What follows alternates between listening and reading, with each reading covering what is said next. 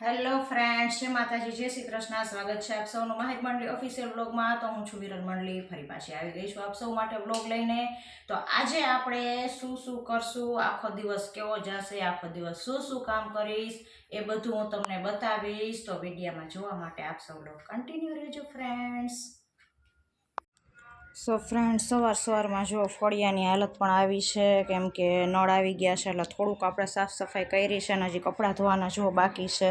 તો કપડાં અમારે સવારમાં કોઈના નીકળ્યા નથી હોતા, કેમ કે માહિરના પપ્પા આવે એટલે પાછા એ નાઈ કામેથી આવે એટલે, અને માહિર પણ સ્કૂલેથી આવે એટલે એ પણ આવીને એનો યુનિફોર્મ પણ નીકળે, એટલે હજી મારે એકના જ કપડાં નીકળ્યા છે. તો કપડાં આપણે એ બે આવે ત્યારે આપણે ધોશું. અને જુઓ, સવારમાં ઘર પણ ચોખ્ખું કરી નાખ્યું છે, અને હવે બપોરના રસોઈનો ટાઈમ થઈ ગયો છે. તો આપણે હવે રસોઈ કરવા બેસશું. તો આજે આપણે બનાવવાનું છે, હું કિચનમાં આવી ગઈ છું. આજે આપણે બનાવવાનું છે ભરેલ રીંગણાનું શાક. અને સવારમાં જો માહિર માટે બનાવ્યું હતું આ મેં સેવનું દહીંમાં વઘારેલું, એના માટે શાક ટિફિનમાં, કેમ કે એના સ્કૂલમાં મેં એના પ્રમાણે નાસ્તો હોય છે. અને એના માટે માહિર માટે મેં ભાખરી બનાવી હતી. તો આ ભાખરી એક વૈધી છે, એ આપણે વેસ્ટ નહીં જવા દઈએ. એનું ગરમ માહિરને ચૂરમું કરીને ખવડાવી દઈશ. પાણી પણ આવી ગયું, નળ પણ આવી ગયા છે, તો માટલા પણ સાફ થઈ ગયા છે, બેડા ઉટકાઈ ગયા છે. અને ફ્રીજમાં જોઈએ તો ફ્રીજમાં છે આ બુકે હવે તો કરમાઈ ગયો છે. અને ફ્રીજમાં શાકભાજીમાં શું છે, ટમેટા છે, દાડમ છે, કાકડી છે, લીલા મરચાં, લીંબુ, આમાં છે બીટેલી મેથી ને કોથમીર ને, અને કેરીનું આ કાયમ અમે છે ને માહિરના પપ્પા માટે સલાડ બનાવીએ છીએ. ટમેટા આ વિદેશી છે ને આ આવડિયા નેટમાં આ દેશી છે. દેશી ને વિલાયતી કે ને લાંબા આવે ટમેટા, એ વિદેશી બહુ ખાટા ન હોય, દેશી ટમેટા શાક માટે ખાટા રાખીએ છીએ. અને કોબીજ છે ને ગાજર પણ હશે.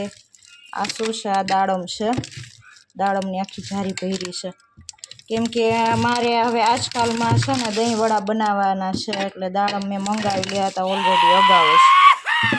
તો ચલો આપણે હવે આજે ભરેલા રીંગણાનું શાક બનાવીશું. અને ભરેલા રીંગણાનું શાક હું ઘણી રીતે બનાવું છું, માંડવીના દાણાવાળું, પછી આપણે જે રોસ્ટેડ ચણાની દાળ આવે છે, અને એમાં પાપડી ગાંઠિયાનો આપણે ભૂકો ને એવી રીતે, એટલે આજે એ ટાઈપનું શાક બનાવવું છે. તો એના માટે જો આપણે ટમેટું, હવે ડુંગળી ટમેટાની ગ્રેવી કરીશું. આ ડબ્બામાં છે પાપડી ગાંઠિયાનો, અને દાળિયા જે આપણે કહીએ ને રોસ્ટેડ દાળિયા, એનો પણ પાવડર બનાવી લીધો છે. આ છે લસણવાળી ચટણી.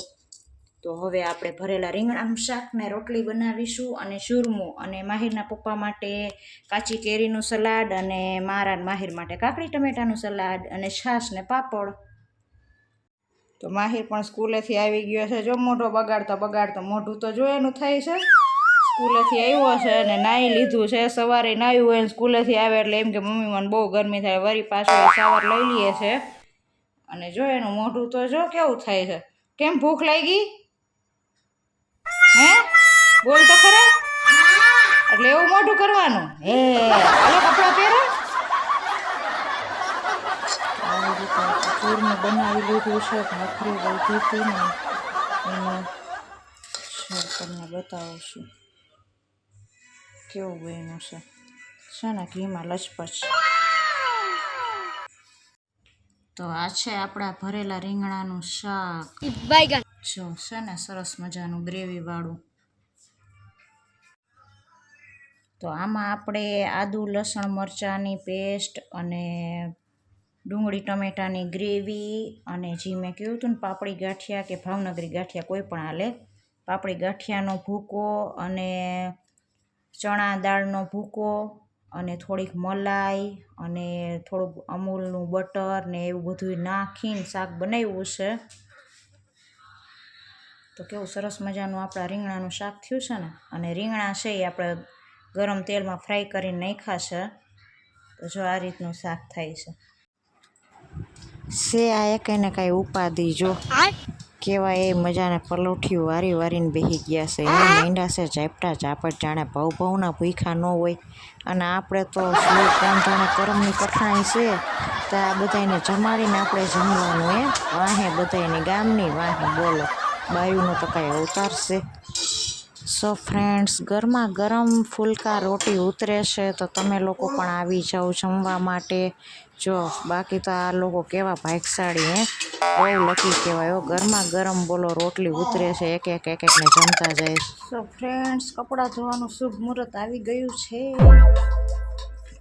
ટાંકો પણ જો આપણે ત્રીજા માળે છલકાઈ ગયો છે.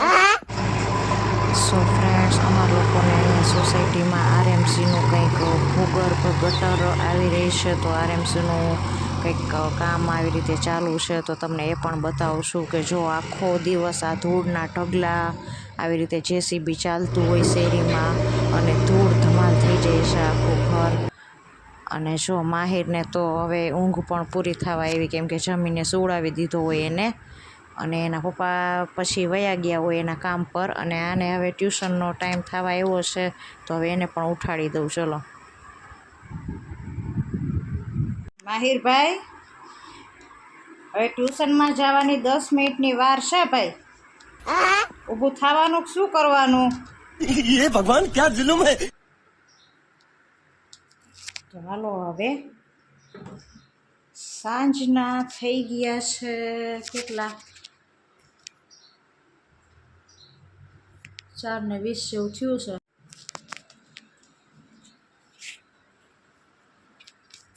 તો આપણે હવે છાના મોના શાંતિથી આઈસ્ક્રીમ ખાઈ લઈ, કેમ કે અમાર માહિર તો સૂતો જ.